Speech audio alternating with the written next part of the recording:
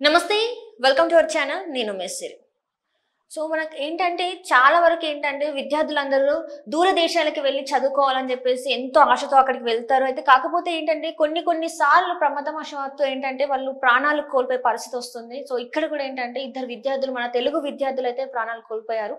Scotland లో అంటే వాళ్ళు చదువుకోవడానికి అక్కడికి వెళ్ళారు. అక్కడ రెండు నదీ తీరాలు కలిసే చోట వాళ్ళు ట్రెక్కింగ్ చేయడం అయితే జరిగింది. సో అక్కడ ఏంటంటే ప్రమాదవశాత్తు ట్రెక్కింగ్ చేస్తున్న సమయంలో వాళ్ళు కాలు జారి ఆ నీటిలో పడి కొట్టుకుపోయారు.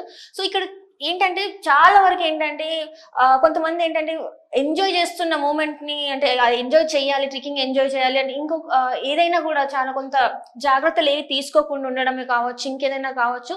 సో ఇలాంటివన్నీ ప్రమాదాలు జరిగే అవకాశం ఉంది. అండ్ ఇక్కడ చూస్తున్నట్టయితే ఇక్కడ ఇద్దరు విద్యార్థులు మనం చూడొచ్చు, ఉన్నత చదువుల కోసం వాళ్ళు అక్కడికి వెళ్ళడం జరిగింది. ఇక్కడ వచ్చేసి ఒకరు వచ్చేసి జితేందర్ నాథ్ అండ్ ఇంకొకరు వచ్చేసి చైతన్య. జితేందర్ నాథ్ కి వచ్చేసి 26 years, మన చైతన్యకి వచ్చేసి 22 years అనమాట. స్కాట్లాండ్ లో డుండీ యూనివర్సిటీలో మాస్టర్స్ చదువుతున్నారు ఇద్దరు. అయితే వీళ్ళిద్దరు బుధవారం రోజు సాయంత్రం మరికొందరు ఇంకొంతమంది స్నేహితులతో కలిసి అయితే వాళ్ళు ట్రెక్కింగ్ కి వెళ్ళడం జరిగింది. అక్కడ ట్రెక్కింగ్ చేస్తున్న ప్రాంతంలో ఏంటంటే పక్కన రెండు నదులు కలుస్తున్న ప్లేస్ అనమాట. వాళ్ళు ట్రెక్కింగ్ చేస్తున్న సమయంలో వాళ్ళు కాలు జారి కింద పడడం అంటే నీళ్ళలో పడడం వల్ల వాళ్ళైతే నీళ్ళలో కొట్టుకొని పోయారు.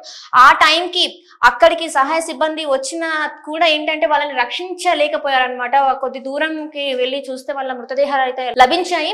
సో ఇక్కడ చూసినట్టయితే ఇద్దరు కూడా వచ్చేసి జితేంద్రనాథ్ గతంలో వచ్చేసి అమెరికాలోని కనెక్టివిటీ యూనివర్సిటీలో చదివినట్టు తెలుస్తుంది. అండ్ ఇక్కడ చైతన్య కూడా వచ్చేసి మన హైదరాబాద్ జేఎన్టీయూలో చదువుకున్నారు, గ్రాడ్యుయేషన్ పూర్తి చేశారు.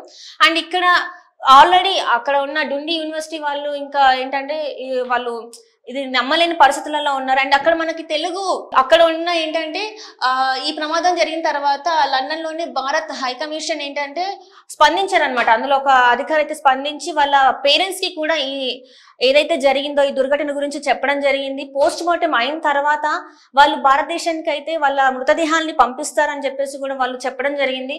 సో ఇది అంటే ఇక్కడ చూస్తుంది ఏంటంటే మనం ఒకటి చాలా గుర్తుపెట్టుకోవాలి, ఎక్కడికైనా దూర ప్రదేశాలకు వెళ్ళినప్పుడు మన కుటుంబాలని వదిలేసి మనం చదువుకోవడానికి ఉద్యోగాలు చేయడానికి వెళ్ళినప్పుడు కొంచెం జాగ్రత్తగా ఉండాలి. ఎందుకంటే మనం గతంలో కూడా చూసాం చాలా మంది రోడ్ యాక్సిడెంట్స్లలో చనిపోవడం.